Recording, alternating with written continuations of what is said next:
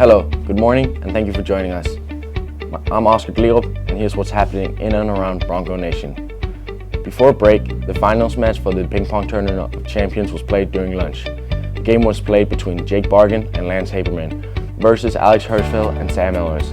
It was an intense match, but ultimately Jake Bargan and Lance Haberman were crowned Ping Pong champions. Hirschfeld and Sam Ellers with 2 scores in a row. Rhythm on the table. Alex Hirschfeld misses by hitting twice on his side. Here comes, fast serve, coming. Barely got a hit off, and it misses the table. Point for Lance and Jake. This is game point here, 4-10. 4-10, the crowd getting into it, here we go. Last serve possibly. Lance Haberman missed the spike. 5-10. Alex and Sam get another shot at this. Go, good rhythm.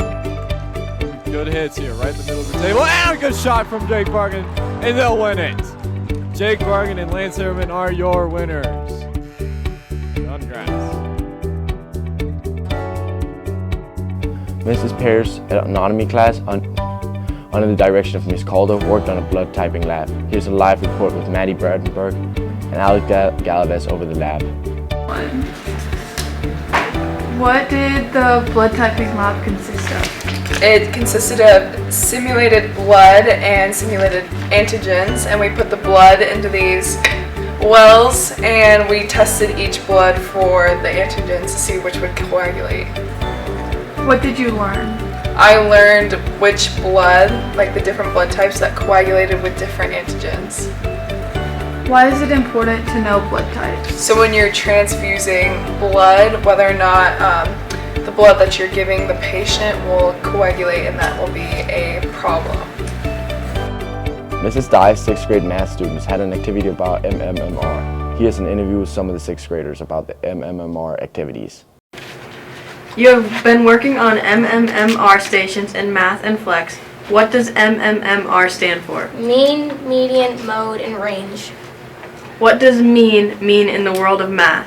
It's the average.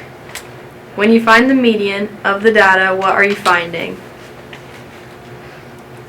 You count in, and then you find the middle 2 numbers. Mode is finding what in your data?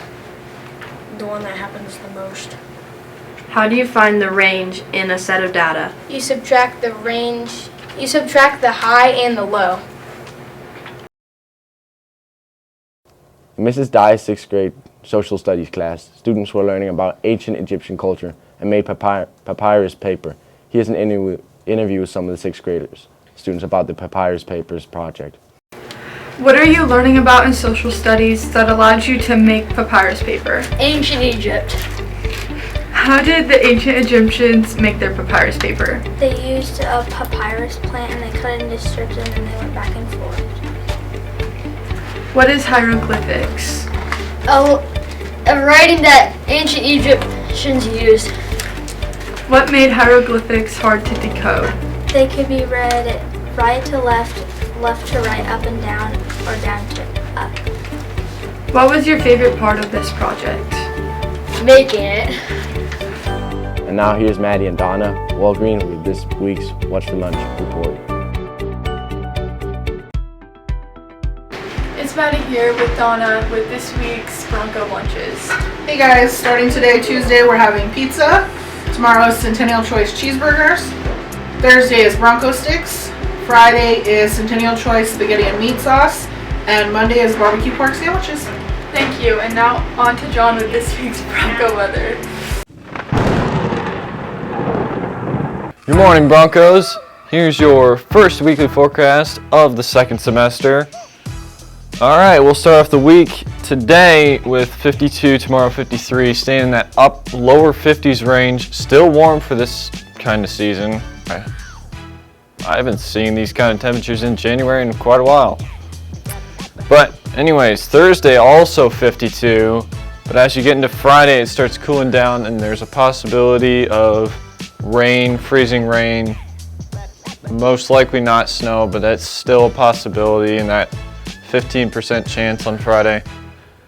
And then Saturday 35, as it continues to cool down, and then a warm front comes through Saturday evening to warm it up back up to 45. It's going to be clouds on and off throughout the week, so I guess it's pick your day for sun. Monday, partially cloudy with a high of 40, so we're going to stick between lower 40 and lower 50s range. But that's it, and on to quick cues. Hey, this is Savannah with Miss Poyam, and we're doing quick cues on Bronco News. How long have you worked here? This is my second year. What is your favorite part of your job? I love my students, and I also love getting to be in the same school as my children. What's your go-to restaurant? I like Dragon Palace in Seward or the Red Fox in Lincoln. Where are you originally from? Beaver Crossing. What is your favorite beverage? Coffee, for sure. What is your favorite genre of music? I like alternative rock or classic rock. What is your favorite thing to do on the weekends? I like spending time with my kids and my pets, being outside. What would you do if you won the lottery?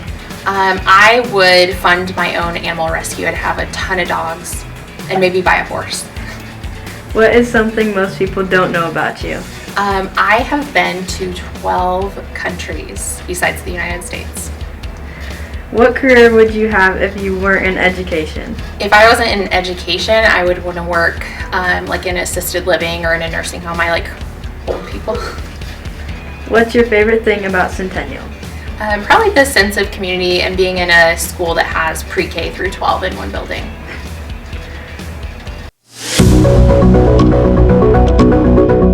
So, before Mount Everest was discovered, what was the biggest mountain in the world? Mount Rushmore. So, before Mount Everest was discovered, what was the biggest mountain in the world? You tell me. So, before Mount Everest was discovered, what was the biggest mountain in the world? It's a hard question. I know this, but I forgot, honestly. Before Mount Everest was discovered, what was the biggest mountain in the world? Mount Kilimanjaro? Before Mount Everest was discovered, what was the tallest mountain in the world? I don't know. Before Mount Everest was discovered, what was the tallest mountain in the world? I don't know. Guess. I don't know. Pikes Peak? Okay, so before Mount Everest was discovered, what was the biggest mountain in the world? I have no idea. So before Mount Everest was discovered, what was the biggest mountain in the world? I don't know. Guess. So before Mount Everest was discovered, what was the biggest mountain in the world? I have no idea. If you had to take an educated guess. I guess I don't know. Mount St. Helens? Okay, Mr. Bargain. Before Mount Everest was discovered, what was the tallest mountain in the world? That is a great question. It was still Mount Everest, even though it wasn't discovered, right? Okay, so before Mount Everest was discovered, what was the biggest mountain in the world? Well, it'd still be the biggest mountain in the world. I guess Mount Everest was always the biggest mountain ever. We just didn't discover it yet. Mount Everest. Oh, shoot.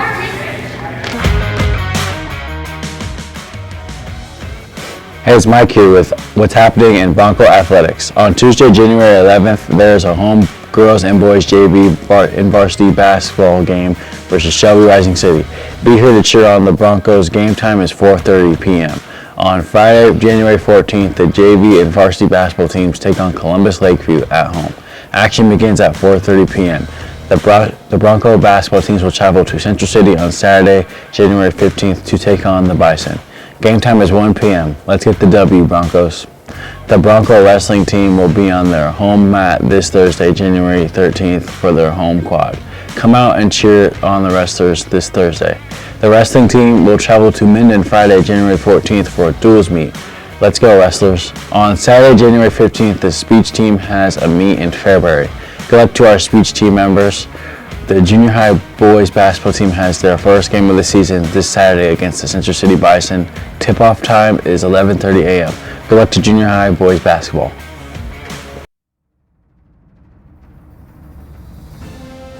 And now here is Mr. Fish with this week's Bronco of the Week. Congratulations, Mrs. Dye, on being selected Bronco of the Week and receiving this 100% Egyptian cotton t-shirt. Thank you for making Centennial a great place. Thank you, thank you, thank you. I like to thank the Academy. No, just kidding. Thank you. This past week, Mr. Fish took on Kaya Brown for the joke of the week. Mr. Fish's joke was, why aren't our noses 12 inches? Because they would be a foot. Kaya's joke was, what do you call a pig who does karate? A pork chop. And this week's joke of the week winner is Kaya with the ultimate dad joke. And that's it for this week. Thank you for watching Bronco News. And as always, Stay classy.